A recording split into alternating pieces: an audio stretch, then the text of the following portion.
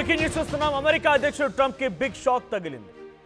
Mayor governor elections లో Trump party ఘోర పరాజయాన్ని చవిచూసింది. ఆయన తిప్పి కొడితే అధ్యక్షుడయ్యి ఈ రోజుతో కలిపి సుమారుగా ఇంకా 9 నెలల కాలం ముగియనే లేదు, 10 నెలల కాలం ఇంకా పూర్తవనే లేదు.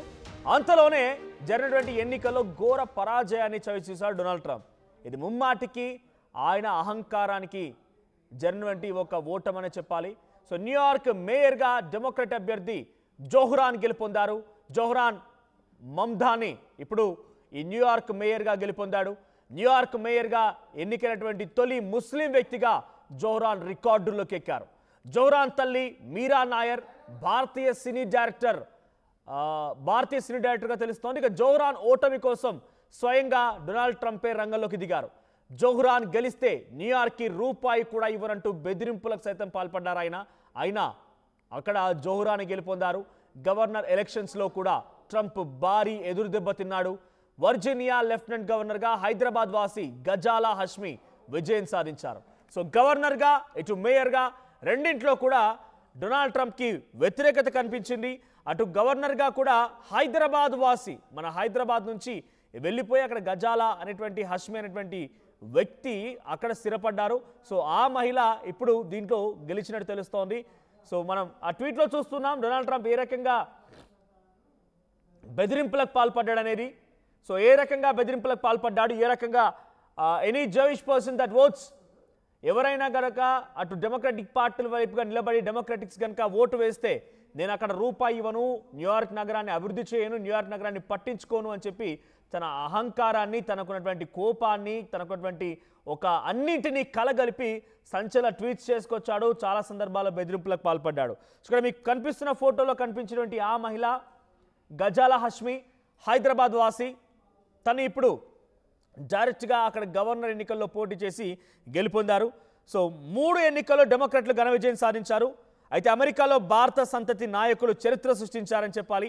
వర్జీనియా స్టేట్ లెఫ్టినెంట్ గవర్నర్గా గజాలా హష్మి ఇప్పుడు విజయం సాధించడం చూసాం. హైదరాబాద్ మలక్పేట్ వాసి గజాలా హష్మి ఇప్పుడు లెఫ్టినెంట్ గవర్నర్గా విజయం సాధించారు వర్జీనియా స్టేట్కి సంబంధించి.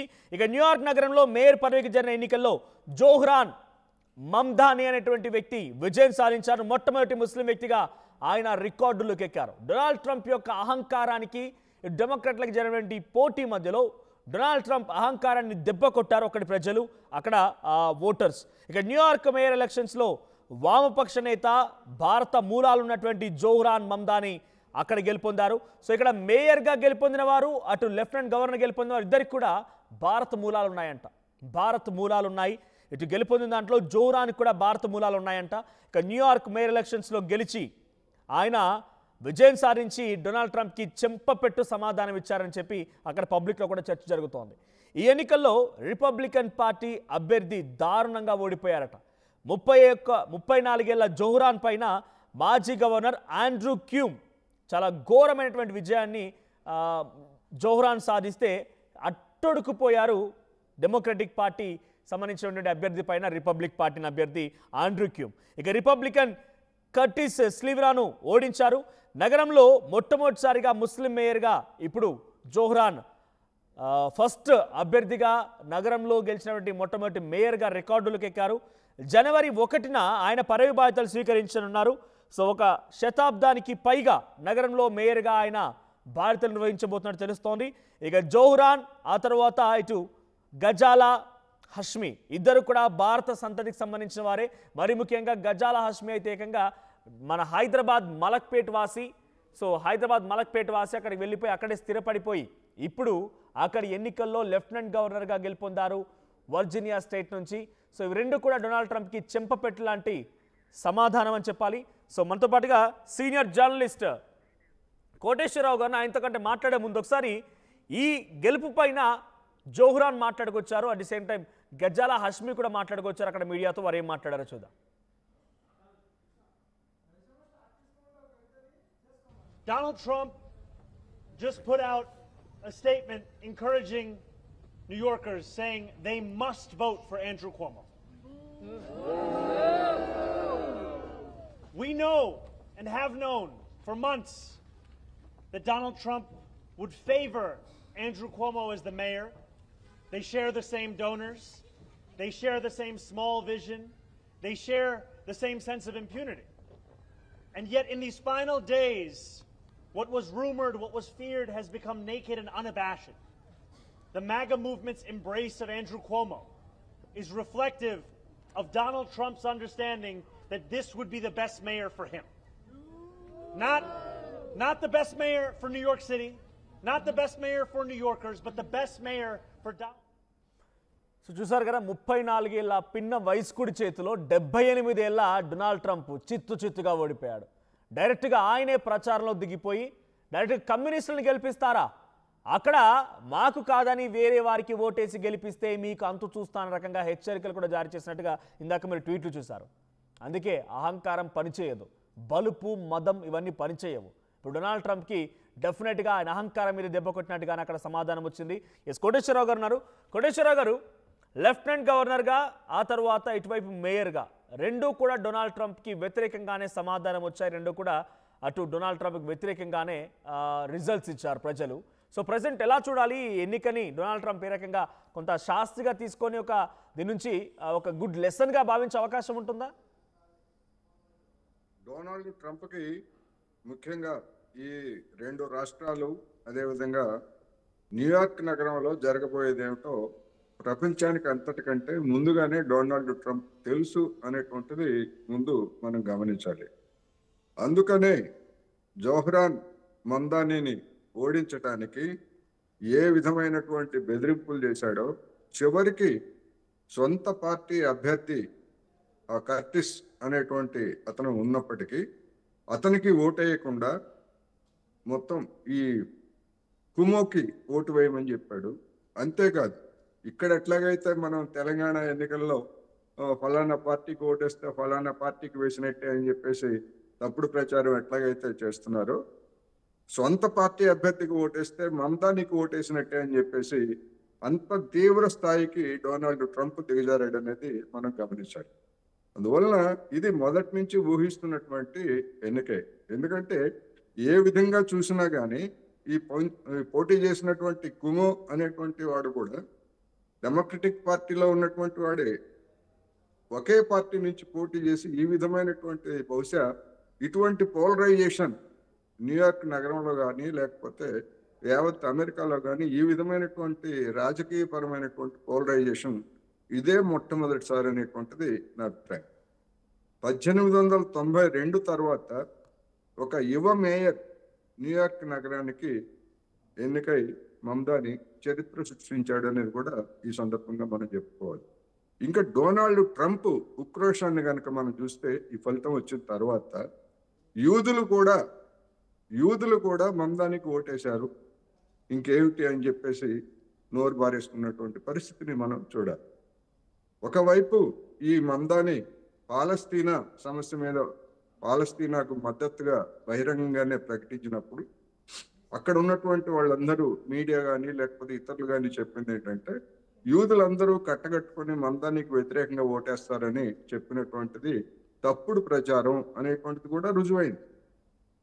ఓటేసినటువంటి అంటే 44 ఏళ్ల లోపు వాళ్ళలో 67% మంది యూత్ మమ్దానికి ఓటేశారనేటువంటిది తాజాగా వెలువడినటువంటి సమాచారం.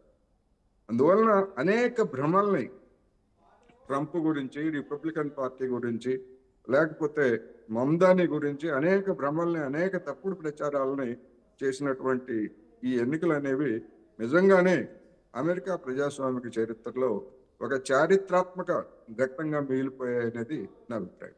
రైట్, దీని నుంచి డొనాల్డ్ ట్రంప్ ఏదైనా లెసన్ నేర్చుకునే అవకాశం ఉందా? అంటే ఆయన గెలిచి ఇప్పటికీ నాకు తెలిసి బహుశా ఇంకా 10 months పూర్తవ్వలేదు, ఇంకా కంప్లీట్ అవ్వలేదు. అంతలోనే వచ్చినటువంటి ఈ ఎలక్షన్స్లో ఘోర పరాజయాన్ని ప్రపంచ దేశాల్లో డెఫినెట్గా ఆయన హీ మే బీ రిచెస్ట్ కంట్రీకి ఒక ప్రెసిడెంట్ అయ్యి ఉండొచ్చు. బట్ వేరే దేశాల్లో ఎలా చూస్తున్నారంటే ఒక జోకర్లా చూస్తున్నారు ఆయన ప్రవర్తనని, ఆయన టారిఫ్ విధానాన్ని, లేకపోతే ఆయన యొక్క తీరుని, ఆయన అవలంబించే తీరుని. సో విత్ ఇన్ ద కంట్రీలో కూడా మొన్నటి వారం మనం చూస్తాం లాస్ ఏంజలస్ కాలిఫోర్నియా ఎటువంటి యుద్ధం జరిగిందనేది. సో అక్కడ నేషనల్ గార్డ్స్ వచ్చే పరిస్థితి వచ్చింది. ఇవన్నిటి నుంచి ఒక లెసన్ నేర్చుకునే అవకాశం ఉంటుందా Donald Trump? Yes, this is not the correct way అని చెప్పి అనుకోవచ్చు అంటారా? డొనాల్డ్ ట్రంప్ తీర్థనులు చూసినప్పుడు, అదేవిధంగా డొనాల్డ్ ట్రంప్ ముందుకు తెచ్చినటువంటి ఎజెండాను చూసినప్పుడు వెనక్కిపోయేటువంటి అవకాశాలు లేవనేది నా అభిప్రాయం. ఎందుకంటే ఒక విధంగా చెప్పాలంటే డొనాల్డ్ ట్రంప్ పులినెక్కాడు. ఆ పులి కన్నా బలి కావాలి, లేదా ఆ పులినన్నా అదుపులోకి తీసుకోవాలి.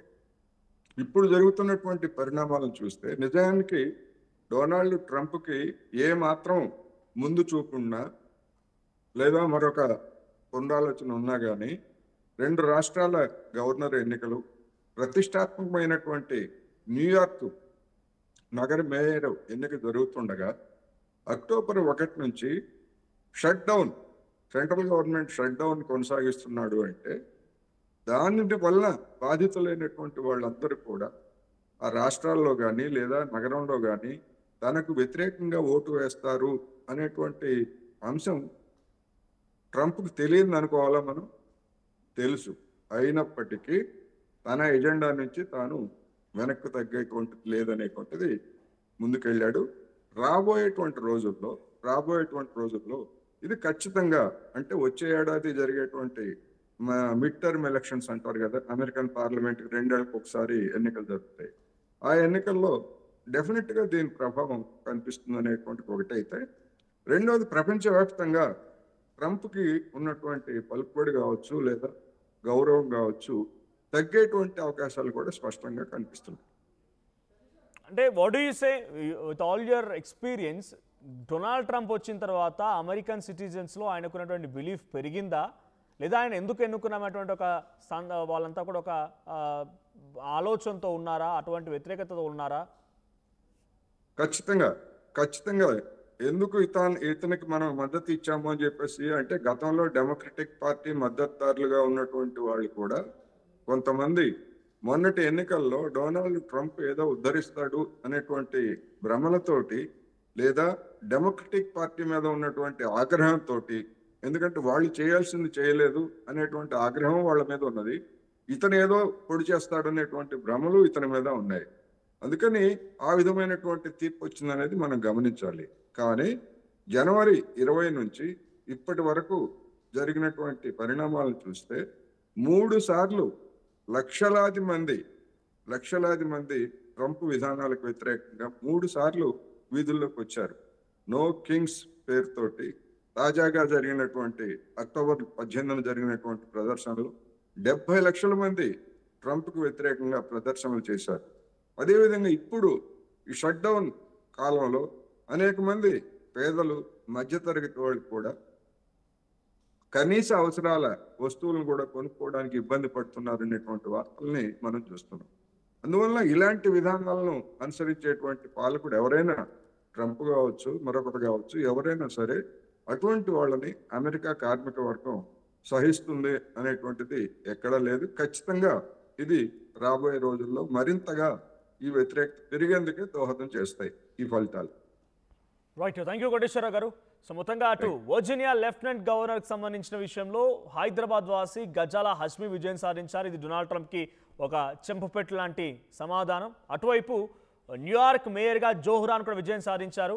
సో కమ్యూనిస్ట్ని డెమోక్రటిక్ వైపుగా మీరు నిలబెడితే మీ అంతు చూస్తాను, మీకు ₹1 కూడా నిధులు ఇవ్వను, ఒక రకంగా మిమ్మల్ందరికీ కూడా ఇబ్బంది గురి చేస్తానని చాలా స్పష్టంగా ట్వీట్ల ద్వారా చెప్పినటువంటి డొనాల్డ్ ట్రంప్కి ఆయన అహంకారం మీద అక్కడి ఓటర్స్ దెబ్బ కొట్టారని చెప్పాలి. సో 2 కీలకమైన ఎన్నికల్లో డొనాల్డ్ ట్రంప్ చాలా ఘోరమైన పరాజయాన్ని చవిచూశారు. సో ప్రస్తుతానికి ఇద్దరు కూడా భారత సంతతికి సంబంధించిన వారే. ముఖ్యంగా లెఫ్టినెంట్ గవర్నర్ గెలుపొందినటువంటి హష్మి ఏకంగా హైదరాబాద్ మలక్పేట్ వాసిగా తెలుస్తోంది. సో డొనాల్డ్ ట్రంప్కి ఎదురు దెబ్బ డెఫినెట్గా చాలా క్లియర్గా అర్థమవుతోంది. డొనాల్డ్ ట్రంప్కి అక్కడ ప్రజలు కూడా ఎందుకు ఓటేసాం రా బాబోయ్ అన్న రకంగా మారిపోయిన పరిస్థితి.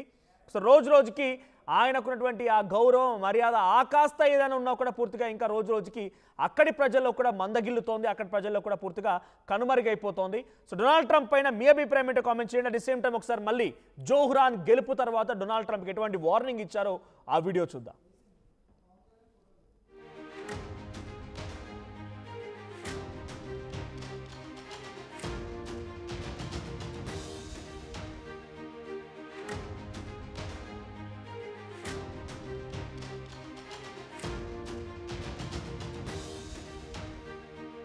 అసలైన తొలి వెలుగు.